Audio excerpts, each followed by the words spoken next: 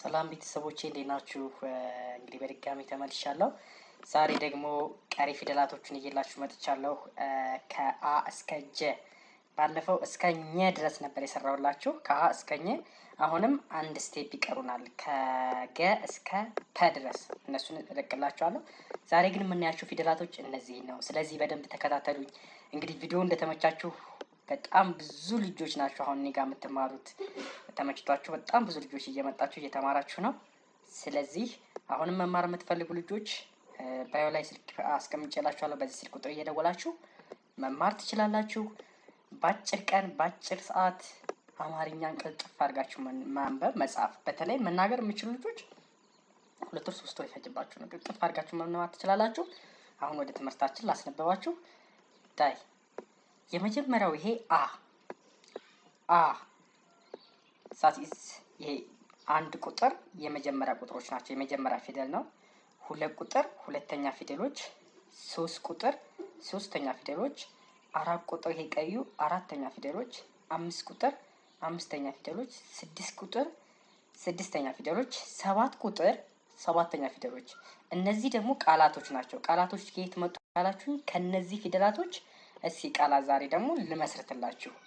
ምክንያቱም ፊደል አይታችሁ እስቲ ቃላት ማለት የሆነ ለምሳሌ ስም ሊሆን ይችላል። የሆነ ፊደላቶችን አንድ ጋር አድርጋችሁ ቃላት መመስረት ማለት ነው። ላሳያችሁ ብዬ ነው። ወዳው እዚህ ጋር ትንሽ ናቸው። ቀጣይ ነው ቃላት በደንብ መሰራላችሁ ፊደላትን ጭርት ታደርጋችሁ በኋላ። ስለዚህ አሁን ላስነበባችሁ። አ ኡ ኢ አ ኤ እ ኦ ኦ እ ኤ አ ኢ ኡ አ ይሄ አ ነው። ይሄንኛው ደግሞ ከ ኩ ኪ ካ ኬ ክ ኮ። እነዚህን ቃላቶቹን መጨረሻ ላይ እንተላላችሁ አሳያችኋለሁ። ኮ ክ ኬ ካ ኪ ኩ ከ። ይሄንኛው ደግሞ ብዙዎቻችሁ አያዙላችኋል። ሀ ነው። ይሄንኛው ብዙ ጊዜ የሚገኘው መጽሐፍ ቅዱስ ላይ ነው። ሀ የመጀመሪያው ፊደል ሀ ነው ድምፁ። ሁለተኛው ግን የሀ ድምፅ ነው የሚኖረው። ሀ ሁ ሂ ሃ ሄ ህ ሆ ሆ ህ ሄ ሃ ሂ ሁ ኸ። ይሄንኛው ደግሞ ወ ው ዊ ዋ ዌ ው ዎ ዎ ው ዊ ዋ ዌ ው ዎ ዘ ዙ ዚ ዛ ዜ ዝ ዞ ዞ ዝ ዜ ዛ ዚ ዙ ዘ። ይሄንኛው ደግሞ ዠ ነው። ዠ ዡ ዢ ዣ ዤ ዥ ዦ ዦ ዥ ዤ ዣ ዢ ዡ ዠ። ይሄኛው የ ነው።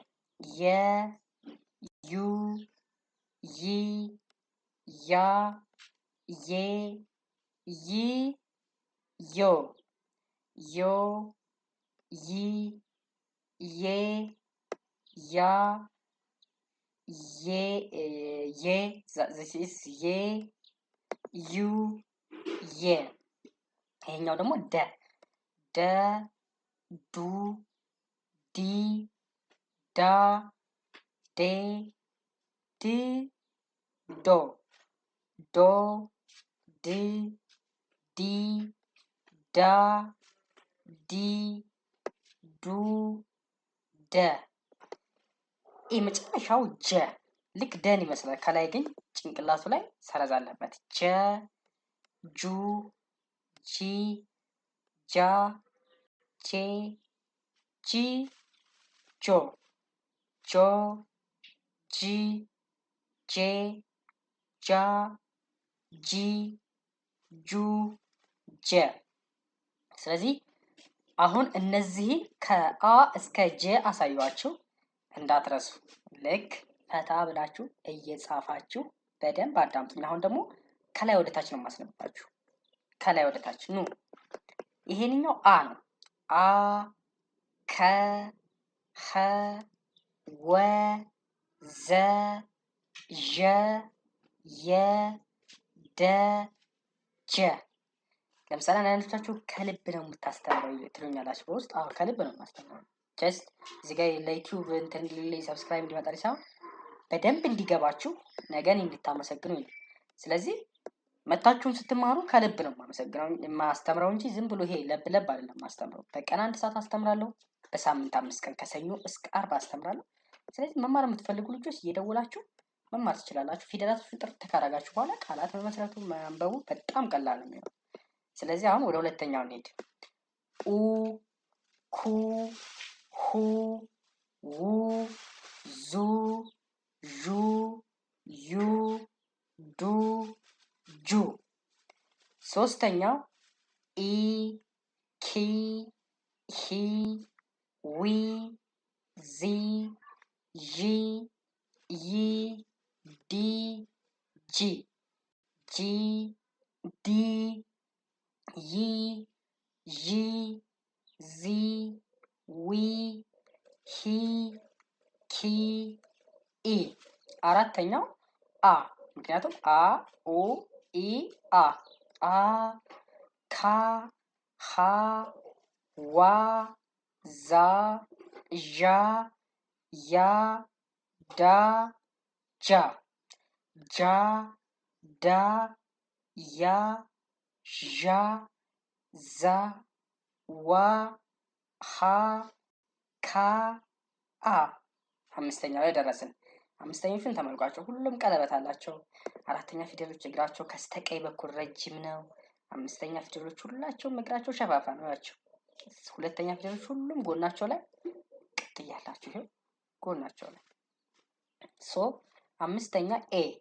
ምክንያቱም አ ኦ ኢ አ ኤ ኤ ኬ ሄ ዌ ዜ ዤ ዬ ዴ ጄ ጄ ጄ ዴ። ዚስ ኢዝ ኦልሬዲ ተሳስቻለሁ። እዚህ ጋር ተመልከቱ። ዴ ባለቀለበቷ ነች። እኔ ባለ ሶስተኛዋን የጻፍኳት፣ እናንተ ታስተካክላላችሁ። ይችን ባለቀለበት ነው የምታደርጓት። ዴ ቀለበት አላት። እኔ የጻፍኳት ሶስተኛዋን ደግሜያታለሁ። ስለዚህ ዴ ነው የምትሉት። ዴ ዬ ዤ ዜ ዌ ሄ ኬ ኤ። እናንተ ይችን ባለቀለበቷን ኮሜንት ላይ ጽፉልኛላችሁ። ዴ።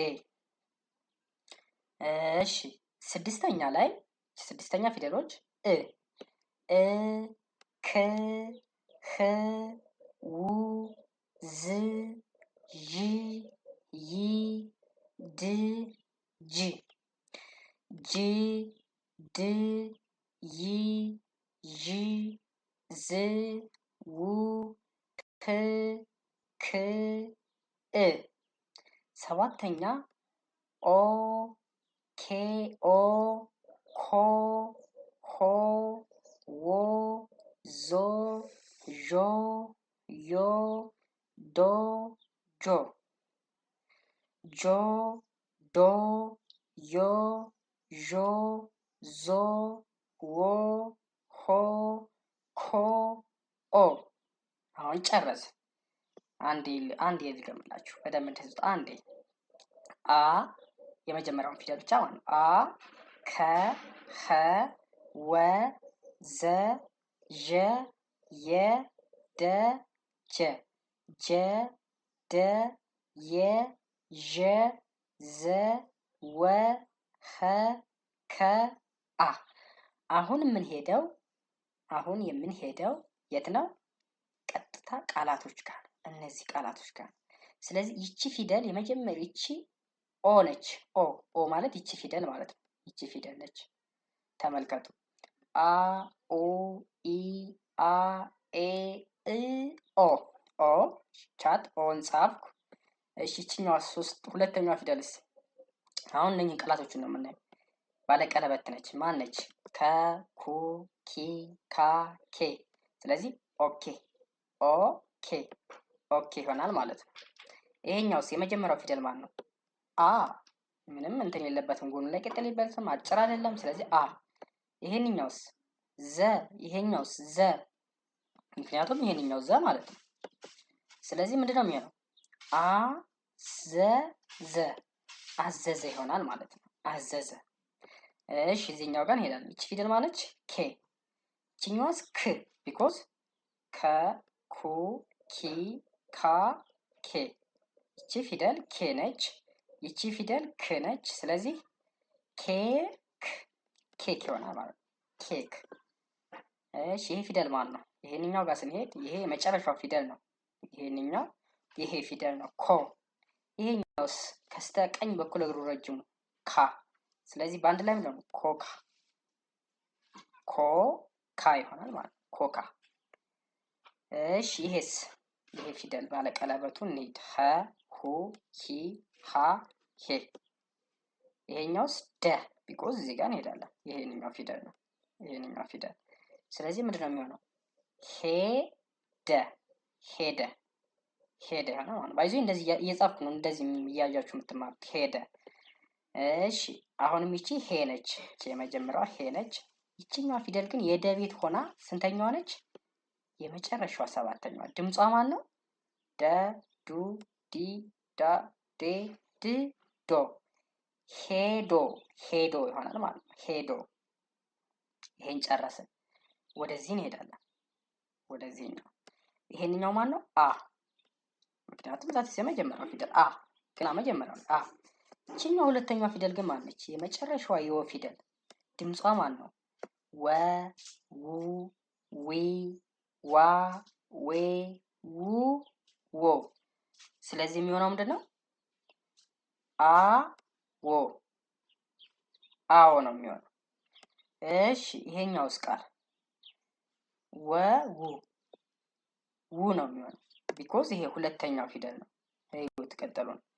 ው ይቺ ፊደል የደ ቤት ነች። ኑ ደጋ ደ ዱ ዲ ዳ ዴ። ቅድም ቀለበት አላት ያልኳችሁ ይቺ ቀለበት አላት። እዚህ ጋር ቀለበት ላድርግላችሁ። ው ዴ ይሆናል ማለት ነው። ውዴ። እሺ ኑ እዚህ ጋር ደግሞ ይሄንኛው ቃል ይቺ ዘ ነች። ይቺ ዴ ነች። አሁን ያነበብናት ዘዴ። ይሄኛው ፊደል ማን ነው?